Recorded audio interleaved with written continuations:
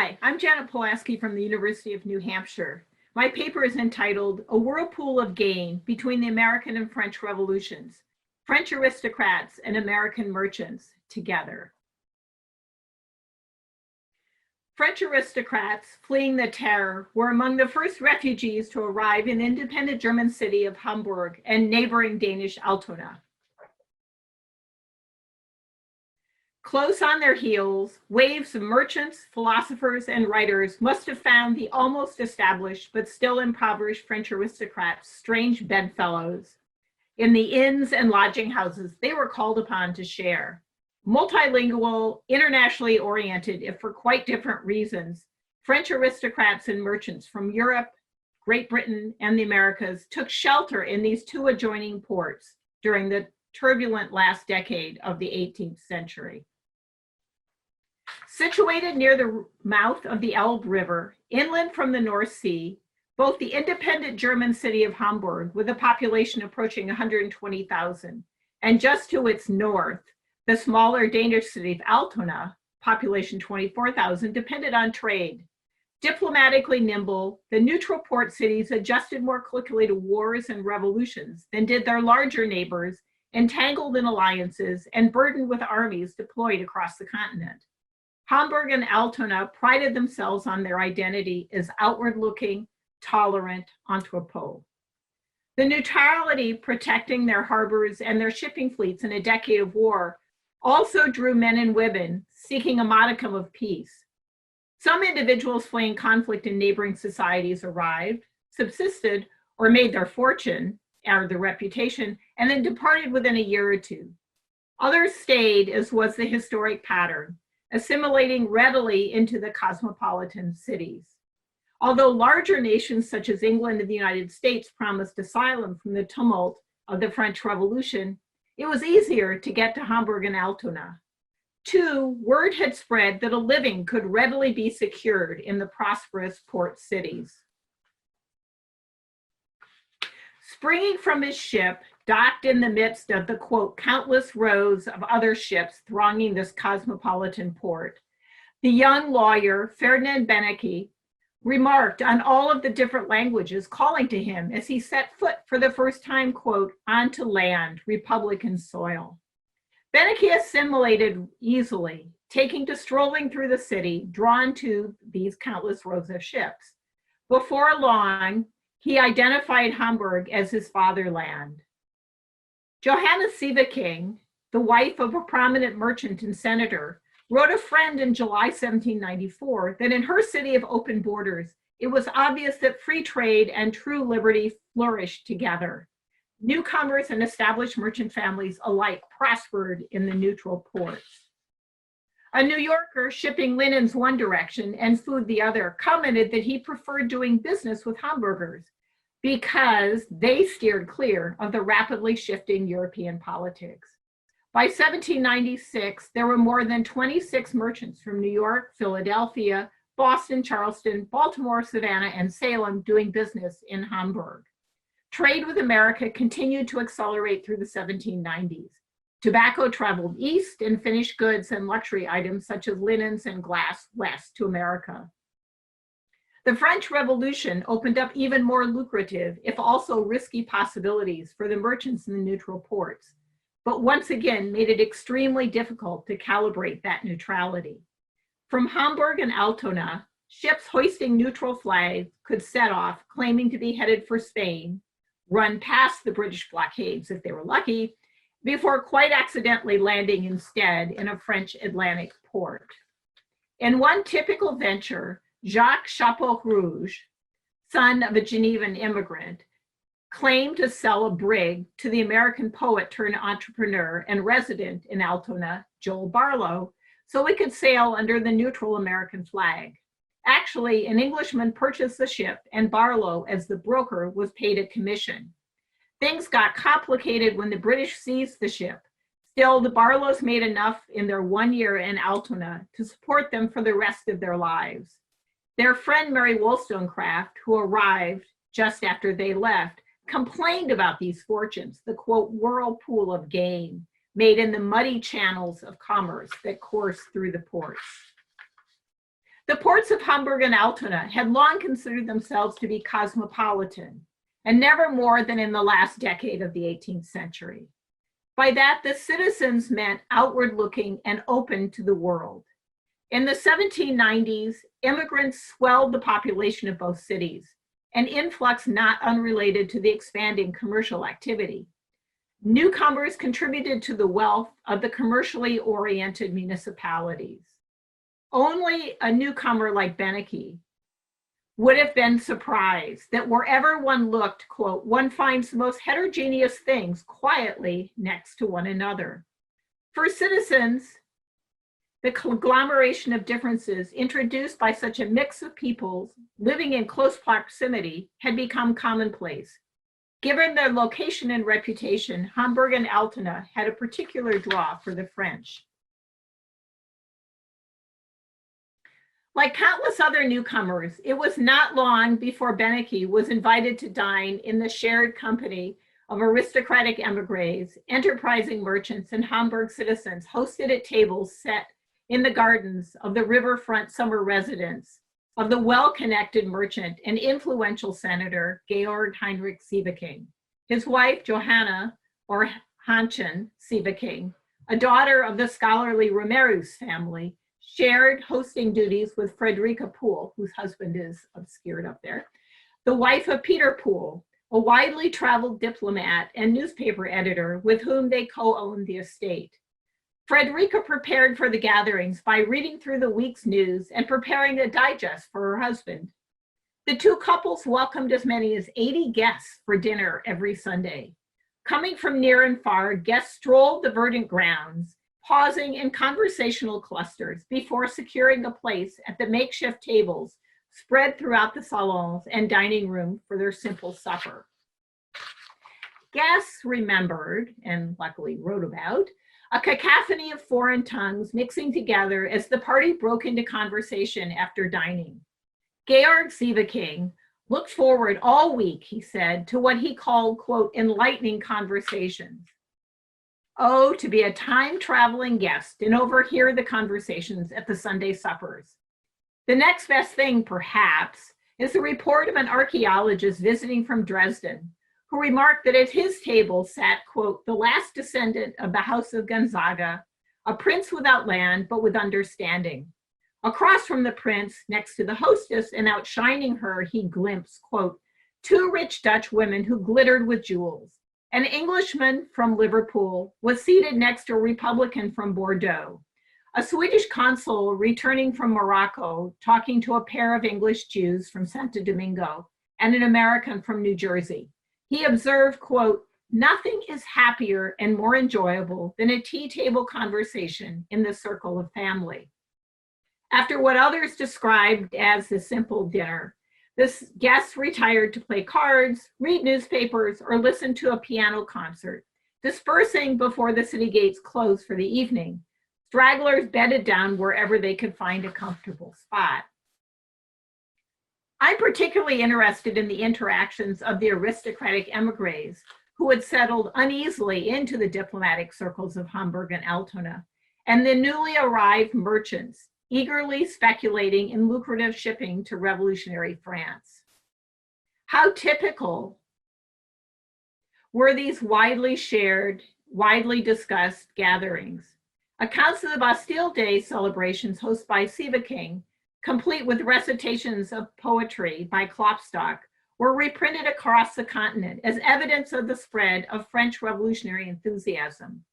I want to know more about their interactions in these cities that were governed by generations of merchants. There were some obvious go-betweens, such as Gouverneur Morris, but what about the others? Christine Romerus, Hannchen Sieveking's half-sister, wrote a friend that she was relieved to find an excuse to leave the, quote, noblesse behind at the Countess Bentinck's ball at 10:30 after a particularly long evening, and to return to, quote, the democracy of the bourgeoisie. Countess Charlotte Sophie de Bentinck, a friend of Voltaire and Frederick the Great, wife of a Dutch nobleman, and mother of two sons with a husband of her cousin, had sought refuge in Hamburg from her complicated family affairs in 1767. She'd lived in Copenhagen, Leipzig, Berlin, and Vienna, where she secured the support of rulers and intellectuals. And she kept that support throughout her life through her correspondence.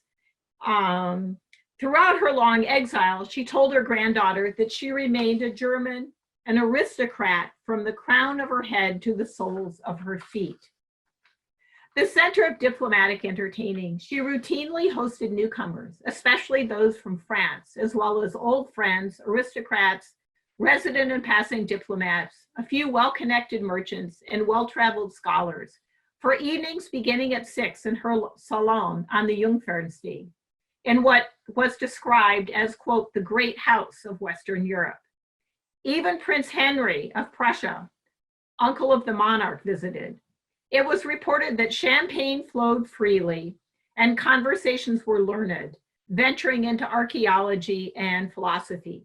Guests played cards and a supper was served at 9. Occasionally, the odd bourgeois slipped onto the guest list, like Christine. Christine Romerus clearly felt out of place in that circle. She happily returned to a circle of friends and relatives she identified as Third Estate Democrats to celebrate Georg Henrik Sieveking's birthday. The future wife of the French diplomatic agent in Hamburg, she felt more at home among the Hamburg and Altona bourgeoisie. Few days passed at her family's table without the additional company of, quote, local scholars and young people eager to learn. On Friday evenings, guests were often invited for punch and sandwiches to share their writing and to discuss the latest news of the world. Her mother explained the congenial and welcoming spaces of sociability to a friend who had never visited. Quote, in a world where everything is in anxious anticipation, one must at least make one's inner circles as quiet as one can. Quiet did not mean isolation from that outside world, just a place of respite from the anxieties of speculative commerce in a war-torn decade. Sophie Romerus, Christine's mother, like Frederica Poole, was intimately cognizant of all that happened, from the port to the seats of government in Altona and Hamburg. She knew who was newly arrived, and before long, she had read their books. That was what the burghers of Hamburg and Altona meant by cosmopolitan. For Christine Romerus and her circle, Bürgerstaat meant belonging to a republic with open doors. Their circles of merchants and scholars, intertwined through intermarriage, welcomed newcomers into their ranks, but newcomers like them, ready to engage in a wide-ranging commerce in ideas and goods. Hamburg shipping entrepreneurs engaged in what a Scottish merchant and future American consul in Hamburg, John Parrish, called, quote, and what it really is, the most solid of business, namely receiving goods for sale, making liberal advances, and pocketing a clear commission. Was this patriotism or self-interest? He asked his daughter, Henrietta. Perhaps he suggested it was a happy mixture of both. Identities in this era of migration and mobility were far from fixed. By 1793, Parrish was referring in his journal to the French declaring war on, quote, us. By us, this one-time American consul in Hamburg who had fled his native Great Britain now meant England. When the Senate tried to intervene to protect their neutrality, always carefully calibrated, Parrish simply hoisted a transport sack instead of the Hamburg flag up the flagpole of his ships. Realignment, he wrote in his journal, never occasioned me an hour's uneasiness. The philosopher Hannah Arendt, in her often cited essay, We Refugees, describes the tension experienced by refugees to forget the land they left behind, all the while remembering that it was there that they had once been, quote, somebodies. The state from which refugees traced their own past, the state that had forced them to flee to a new land where they were nobody. They had to reinvent themselves as Parrish did, often more than once. Quote, Very few individuals have the strength to conserve their own integrity if their social, political, and legal status is completely confused, Arendt explained. These wanderers were encouraged, quote, to adjust in principle to everything and everybody. And, Arendt concludes in the end, unlike Ulysses, quote, they don't know who they are. But was that true in the 18th century? Parrish had become a, quote, somebody in Hamburg and Altona. Over time, he shifted political identities as a reptile sheds its skin, but not his sense of himself as a man of business. 2, was theirs a different sort of identity shifting from that of the well-traveled French aristocrats. Madame de Genlis adopted the pseudonym of Miss Clark and the persona of an Irish woman educated in France upon arrival in Altona. She lived in a modest lodging house, complete with shared meals as part of her pension. The other gossiping residents, she lamented, were the last people on earth she would have chosen as dining companions. She not only had to endure without reacting recitations of rumors about her taking up housekeeping with General Dumouriez, but to watch English theater troupes putting on translations of her plays, suppressing her outrage rather than reveal her identity. Finally, when her landlady, known for her revolutionary sympathies, tried to fix her up with a local baker, an indignant Madame de Genlis revealed her identity and promptly moved to a country house outside of Hamburg with another general. She could not play the part of anyone other than an aristocrat. She would have agreed with the Countess, who commented, one eats, one dances, one kills the time. Both were eager to return home to France. In her memoirs, Madame de Genlis remembered luxurious rooms furnished with mirrors, an old order that would be restored. They'd had enough of the democratic, sympathizing merchants who governed and set the tone for Hamburg and Altona. Hamburg citizens felt no more comfortable with them. Hanschen Siebeking complained that one of every 3 people she encountered walking along the walls of Hamburg towards Altona could be overheard to be speaking French and putting on airs. The opening description of exotic guests that I read aside, the majority of guests at the tables set by Hanschen Siebeking and Frederica Poole belonged instead to the steady stream of merchants who established families intermarrying with Hamburg and Altona burghers.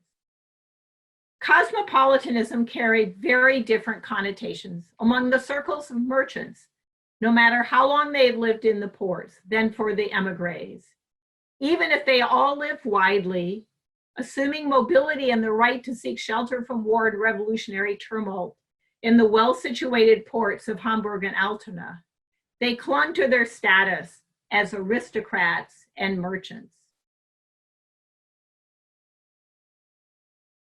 Thanks very much.